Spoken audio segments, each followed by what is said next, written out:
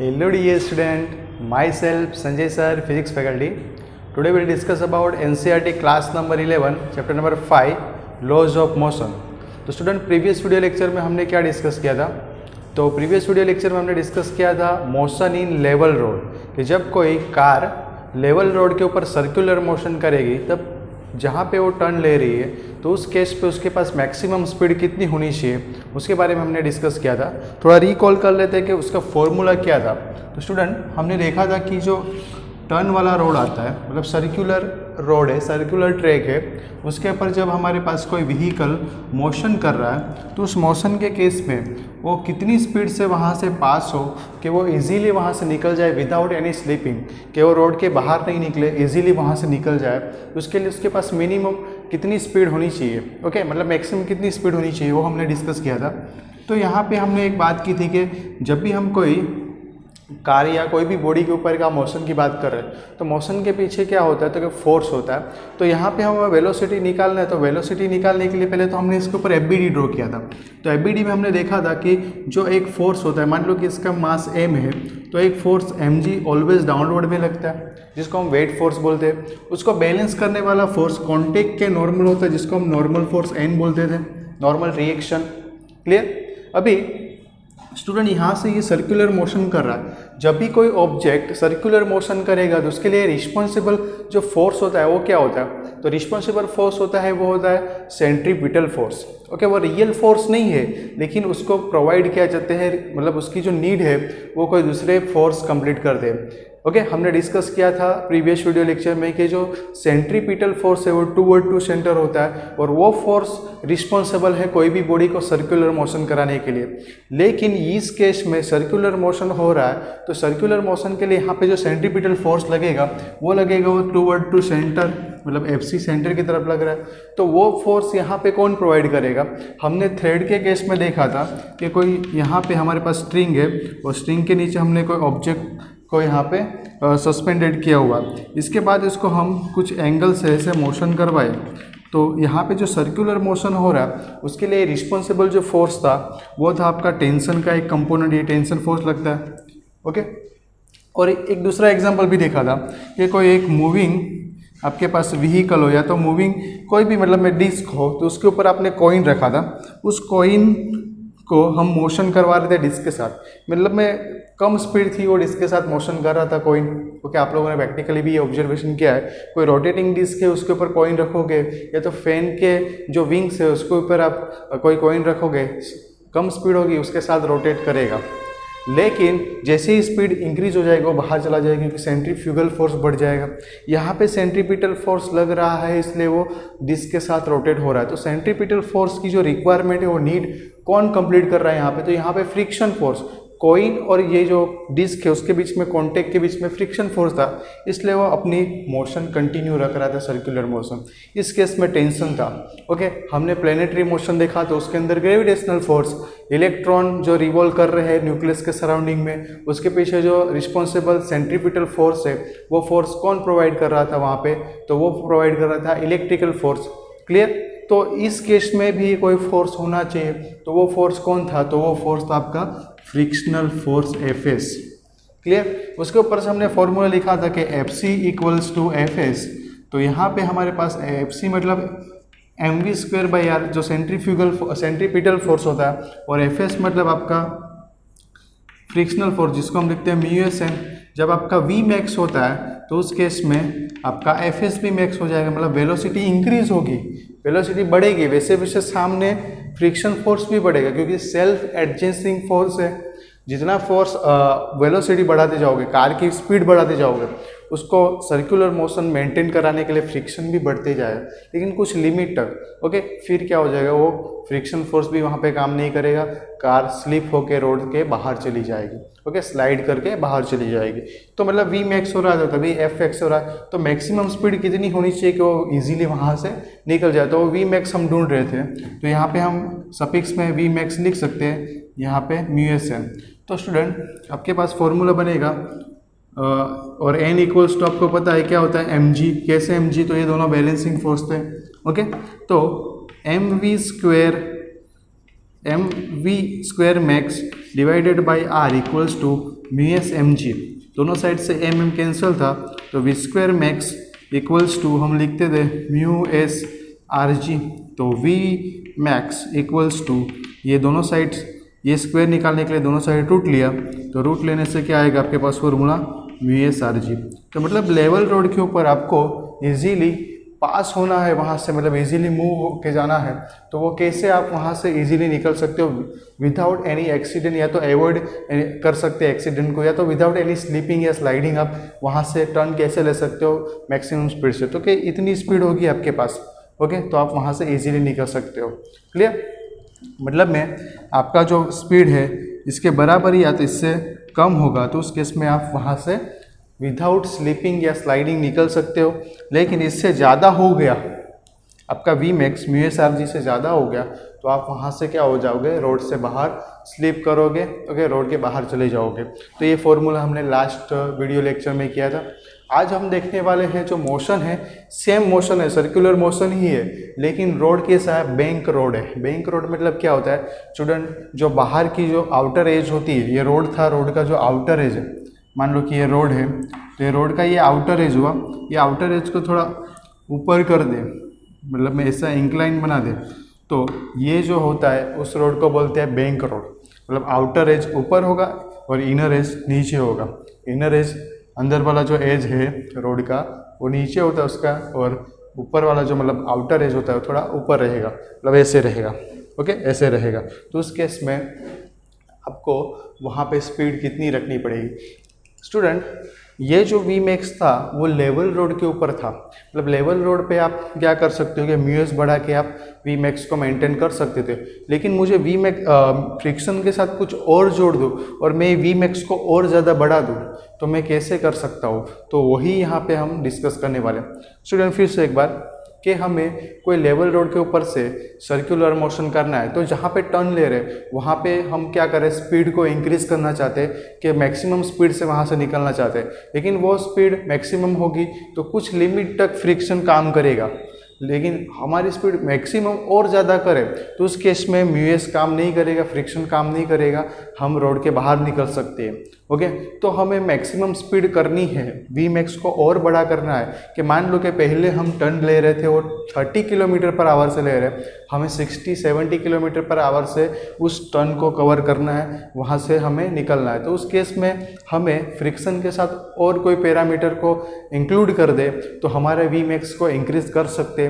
तो जी हाँ, हम कर सकते हैं। तो वही हम आज डिस्कस करने वाले हैं कि पहले जो v max 30 kilometre per hour से था उसको हम और ज़्यादा इंक्रीज करने वाले हैं, जो 60, 70, 80 किलोमीटर पर आवर से भी हम निकल जाए। तो उसके लिए हमें फ्रिक्शन के साथ और एक पैरामीटर इंक्लूड करना पड़ेगा जो यहाँ पे क्या प्रोवाइड करेगा, सेंट्रीपिटल फोर्स प्रोवाइड करेगा। क्योंकि हमें सर्कुलर मोशन करना है, टर्न लेना है, तो टर्न लेने के वक्त आपको सर्कुलर मोशन तो करना ही। तो सर्कुलर मोशन के लिए नेसेसरी जो फोर्स होता है वो फोर्स क्या होता है, सेंट्रीपिटल फोर्स। और सेंट्रीपिटल फोर्स यहाँ पे कौन प्रोवाइड करेगा, तो कि एक तो फ्रिक्शन प्रोवाइड कर रहा है और एक दूसरा कौन सा फोर्स जो आपको प्रोवाइड करेगा वो हम आज डिस्कस करेंगे। ओके स्टूडेंट, तो चलो डिस्कस करते हैं। पहले ये इरेज कर देते हैं, पूरा बोर्ड की रिक्वायरमेंट आएगी इसलिए यहाँ पे।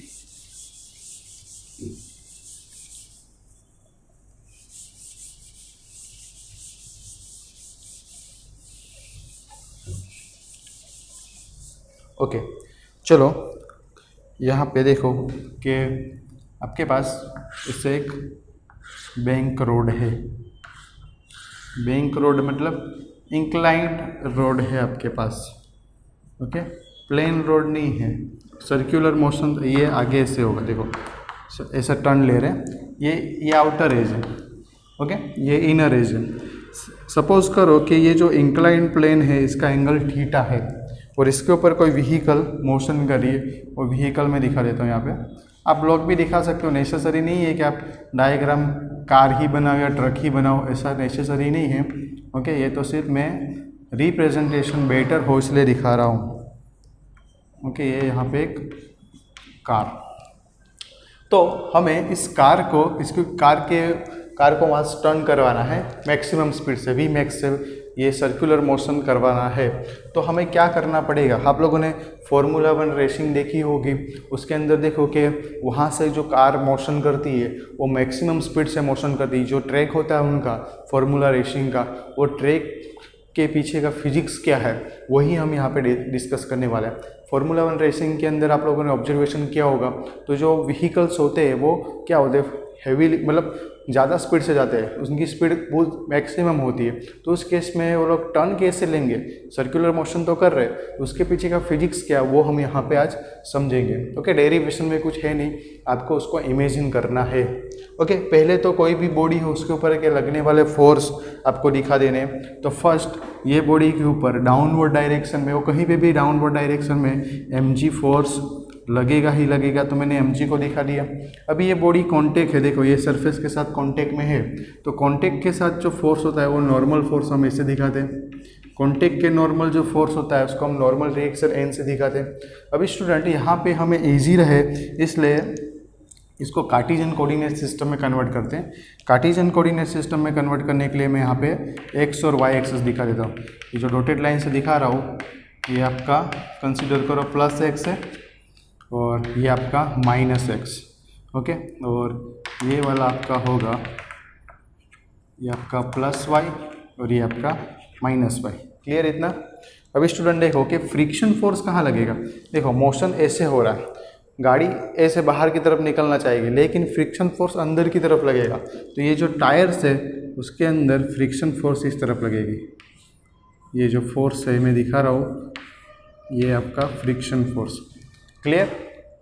अभी स्टूडेंट यहाँ पे फोर्स बैलेंस में नहीं दिख रही लेकिन ये इक्विलिब्रियम कंडीशन में वहाँ से निकलनी चाहिए। तो इक्विलिब्रियम कंडीशन में निकलनी चाहिए तो यहाँ पे मतलब मैं वर्टिकल डायरेक्शन में कोई फोर्स नहीं, वर्टिकल डायरेक्शन में कोई मोशन नहीं कर रही कार सिर्फ मोशन ऐसे कर रही है। तो इस केस में वर्टिकल डायरेक्शन में मोशन नहीं हो रहा तो वर्टिकल डायरेक्शन के फोर्स क्या होने चाहिए, 0 होने चाहिए। वर्टिकल डायरेक्शन में ये जो डायरेक्शन में ये इक्विलिब्रियम में होना चाहिए। तो इक्विलिब्रियम में होना चाहिए तो एन को बैलेंस करने वाला कोई फोर्स होना चाहिए। यहाँ पे एन को बैलेंस करने वाला फोर्स तो दिख नहीं रहा है। ओके, तो कैसे, तो ये एन के कंपोनेंट निकाल सकते हैं स्टूडेंट। ये एंगल थीटा है, यहाँ पे डायग्राम बना देता हूँ। देखो ये कार्टेशियन कोऑर्डिनेट सिस्टम,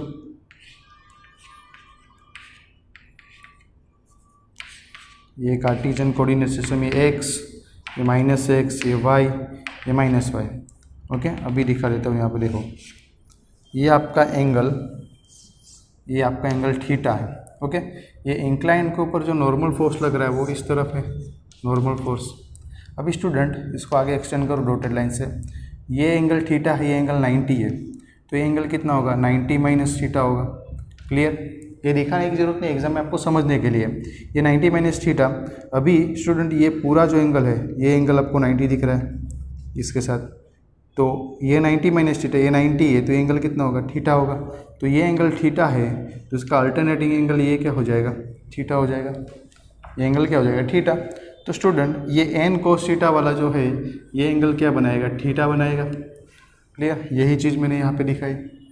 ओके, अभी n के हमें कंपोनेंट निकालने x और y के अंदर के, तो हमें पता है कि थीटा के साथ वाला जो कंपोनेंट होता है इसके परपेंडिकुलर कंपोनेंट, तो ये 2 परपेंडिकुलर कंपोनेंट हुए, तो 2 परपेंडिकुलर कंपोनेंट निकालने उसमें थीटा के साथ वाला जो कंपोनेंट होता है वो आपका ऑलवेज n cos थीटा होगा, मतलब cos थीटा होगा। वो थीटा के साथ का कंपोनेंट कौन सा, cos कंपोनेंट। अनदर कंपोनेंट जो होगा वो आपका क्या होगा, n sin थीटा। क्लियर, दिख रहा है बराबर। अभी स्टूडेंट देखो ये एंगल थीटा, अभी ये फ्रिक्शन जो है, फ्रिक्शन के भी हमें x में और y में कंपोनेंट निकालने, तो ये फ्रिक्शन इस तरफ लग रहा है तो फ्रिक्शन के कंपोनेंट निकालते हैं। तो देखो ऐसे हम निकाल सकते हैं परपेंडिकुलर कंपोनेंट फ्रिक्शन के भी। ओके, तो स्टूडेंट ये एंगल थीटा है तो हमें पता है अल्टरनेटिंग एंगल ये थीटा होता है, तो ये एंगल भी क्या होता है, थीटा होता है। तो यहाँ पे देख सकते हो ये एंगल आपका थीटा है तो ये एंगल भी आपका क्या होना चाहिए, थीटा होना चाहिए। क्लियर, ये एंगल थीटा है तो थीटा के साथ वाला कंपोनेंट आपका आ जाएगा fs cos थीटा और another component fs sin theta. Clear, तो यहाँ पे मैंने आपको FBD दिखा दी, FBD के अंदर ये आपका एंगल थीटा, ये आपका फ्रिक्शन फोर्स के कंपोनेंट cos कंपोनेंट और ये sin कंपोनेंट। अभी यहाँ से आप इजीली दिखा सकते हो कि एक्स वाई डायरेक्शन में कोई मोशन नहीं है तो समेशन एफ वाई आपका क्या होना चाहिए, 0 होना चाहिए। ये वाई डायरेक्शन में कोई मोशन नहीं, सॉरी वाई डायरेक्शन ये है, वाई डायरेक्शन में कोई मोशन नहीं है, जिसका मतलब वाई डायरेक्शन का नेट फोर्स क्या होना चाहिए, 0। तो मैं उसको मैथमेटिकली समेशन एफ वाई से डिनोट कर सकता हूँ। तो वाई डायरेक्शन में पॉजिटिव वाई में एक लग रहा है आपका एन कोस थीटा, दूसरा फोर्स नेगेटिव वाई में कौन कौन फोर्स है, एक तो एम जी है और एफ साइन थीटा भी नेगेटिव वाई में, तो माइनस अपोजिट है इसलिए m g plus f sine theta. Okay, ये साइन थीटा है इजिकल टू क्या है, 0। Summation f i equals to 0 है। यहाँ पे मैं थोड़ा अरेंज करूँ तो मैं ऐसा लिख सकता हूँ n cos theta equals to m g plus, ये माइनस पूरा ये ब्रैकेट को साइड ले जाओ तो प्लस हो जाएगा, m g plus f sine theta. Clear? मुझे एम जी को सब्जेक्ट करना है तो एम जी को सब्जेक्ट करूँ तो एम जी इक्वल्स टू ये एफ एस साइन थीटा इस साइड आएगा तो माइनस हो जाएगा। तो यहाँ पे हम लिख सकते हैं N cos theta minus F sine theta. Okay, ये आपका इक्वेशन आ गया नंबर 1, इसको हम नंबर 1 दे देते। क्लियर? अभी स्टूडेंट देखो कि जो सेंट्रीपिटल फोर्स लगता है वो टूवर्ड टू सेंटर होता है, सेंटर की तरफ ये सेंट्रीपिटल फोर्स। तो सेंटर की तरफ लगने वाले फोर्स कौन कौन से, एक तो एन साइन थीटा दिख रहा है और एक एफ एस कोस थीटा दिख रहा है। तो यहाँ पे सेंट्रीपिटल फोर्स एफ सी को बैलेंस करने वाले जो फोर्स होते हैं, मतलब वो प्रोवाइड करने वाले जो फोर्स होते हैं वो कौन कौन से है, तो एन आपका साइन थीटा, दूसरा है आपका F S cos theta. Okay, N sine theta और दूसरा एफ एस कोस थीटा। अभी स्टूडेंट यहाँ पे सिंप्लीफाई करें तो एफ सी इक्वल्स टू होता है M V square by R equals to N sine theta plus F S cos theta, ये इक्वेशन हुआ। अभी स्टूडेंट जब आपकी स्पीड मैक्सिमम करनी है, जब आप वी मैक्स से बढ़ रहे हो तो सामने आपका एफ एस भी क्या हो जाएगा, मैक्स हो जाएगा। वी मैक्स होगा तो सामने फ्रिक्शन भी मैक्स होगा, फ्रिक्शन मैक्स होता है तो हम लिख सकते हैं F S max equals to mu S N. Okay, तो चलो वैल्यू पुट कर देते हैं, M V square max divided by R equals to यहाँ पे क्या है N sine theta plus F S की जगह पे हमें क्या पुट करना है, म्यू एस एन, यहाँ पे लिख सकते हैं म्यू एस एन। ओके, तो ये आपका इक्वेशन नंबर 2, इसको नंबर दे देते हैं 2, ये आपका इक्वेशन नंबर 2। स्टूडेंट इक्वेशन 2 को 1 से डिवाइड करें क्योंकि हमें क्या लाना है, v की वैल्यू लानी है कि कितनी स्पीड से हम यहाँ से इजीली निकल सकते हैं। तो हमें v मैक्स को सॉल्व करना है तो हम क्या कर सकते हैं कि इक्वेशन 2 को 1 से डिवाइड कर दे तो हमें यहाँ पे कुछ सॉल्यूशन मिल सकता है। तो स्टूडेंट देखो इक्वेशन 2 डिवाइडेड बाई, ये तो dividing equation 2 by equation 1। Okay, तो फॉर्मूला बनेगा आपका M V square max equals divided by R, और उसको हमें डिवाइड करना है किससे, एम जी से। तो यहाँ पे हम लिख सकते हैं divided by M G equals to ये क्या है N sine theta plus mu S N divided by क्या है यहाँ पे N cos theta minus F S sine theta है, ये एफ एस साइन थीटा है, ये एफ एस साइन थीटा है। तो यहाँ पे एफ एस साइन थीटा की वैल्यू हमने रखी, एफ एस की वैल्यू क्या है म्यू एस एन और साइन थीटा साथ में है तो हम लिख सकते हैं mu S N sine theta. Clear? अभी इस इक्वेशन में देखो स्टूडेंट आपको क्या कॉमन दिख रहा है, एन कॉमन दिख रहा है न्यूमरेटर में और डिनोमिनेटर में, कॉमन निकाल के कैंसिल कर देते हैं। तो चलो आपके पास जो इक्वेशन है और जो कैंसिल होता है उसको कैंसिल कर दे। देखो यहाँ एम कट, तो फॉर्मूला बनेगा आपका V square max divided by R G, V square max divided by R G. Okay, numerator का डिनोमिनेटर कहा जाएगा डिनोमिनेटर में इक्वल्स टू यहाँ पे n मैंने क्या किया, यहाँ से n को कॉमन निकाला, डिनोमिनेटर में से भी n को कॉमन निकाल के कैंसिल आउट। ओके, तो फॉर्मूला में क्या बचेगा सिर्फ sign theta plus mu S. Okay चलो दिखाई देता हूँ। ये n कॉमन, इसमें से n कॉमन निकाला हमने, ये n, डिनोमीटर में भी देखो cos theta minus mu S sine theta into n common निकाला, यहाँ से n और यहाँ से भी n, ये कॉमन निकाला है, तो ये n क्या हो जाएगा, कैंसिल आउट। तो इक्वेशन देखो आपका v square max divided by R G. अभी स्टूडेंट इस इक्वेशन को मैं सॉल्व करने के लिए, ये साइन और कोस को सॉल्व करने के लिए मेरे पास देखो साइन कोस दो टर्म है, मुझे कोई एक ही ट्रिग्नोमेट्री में रखना हो तो मैं क्या करूँगा, साइन और कोस है तो मैं उनके बीच का रिलेशन निकालने वाला एक फॉर्मूला बनाऊंगा। तो मुझे पता है कि साइन डिवाइडेड बाई कोस क्या होता है, टेन थीटा होता है। तो न्यूमरेटर और डिनोमीटर को मैं क्या कर दूँ, न्यूमरेटर और डिनोमीटर को मैं डिवाइड कर दूँ किससे। स्टूडेंट यहाँ पे एक मिस्टेक है, देखो एफ एस कोस थीटा था और यहाँ पे मैंने वैल्यू लिखी म्यू एस एन ही ओनली, एफ एस की ही वैल्यू रखी और साथ में कोस थीटा था उसकी वैल्यू भी पुट करनी थी यहाँ पे। तो यहाँ पे mu S N cos theta आएगा, तो यहाँ पे इंटू कोस थीटा। ओके, तो ये वाले टर्म में कोस थीटा ऐड कर देना इंटू एन। अभी न्यूमरेटर और डिनोमीटर को मैं क्या कर दूँ, कोस थीटा डिवाइड कर दूँ, तो आपका इक्वेशन देखो sine theta divided by cos theta plus mu s cos theta divided by cos theta, denominator में cos theta divided by cos theta minus v s sine theta divided by cos theta. ये equation है आपके पास। अभी student देखो ये cos theta तो cancel, ये cos cos cancel, लेकिन sine divided by cos theta क्या होता है, टेन थीटा होता है।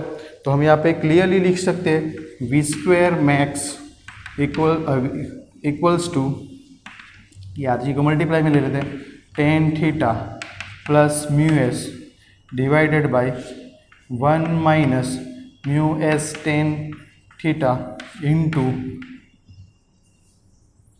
इंटू क्या आएगा, आर जी।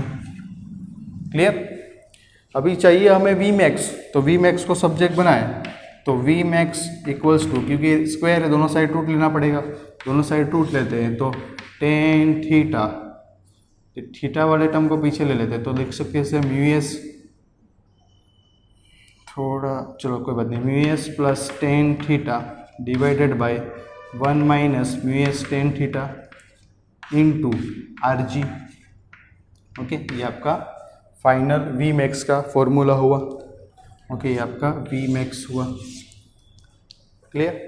तो मतलब में आपके पास देखो फर्स्ट वाले जब लेवल रोड पे जा रहे थे म्यू एस आर जी ही था, यहाँ पे एक अनदर कंपोनेंट आया टेन थीटा, एंगल के साथ आप कहीं पे मोशन करो तो आप इजीली वहाँ से क्या कर सकते हो, विदाउट एनी स्लिपिंग या स्लाइडिंग वहाँ से पास हो सकते हो।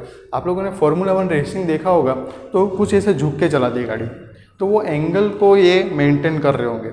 और जो आप सर्कुलर पाथ पे मोशन कर रहे, आर क्या है तो रेडियस है, जो सर्कुलर ट्रैक है उसका रेडियस है, ये आर बढ़ जाएगा तो वी मैक्स की वैल्यू भी इंक्रीज हो जाएगी, एंगल बढ़ेगा तो भी इंक्रीज हो सकता है, म्यू एस बढ़ेगा तभी भी हम इंक्रीज कर सकते हैं वी मैक्स की वैल्यू।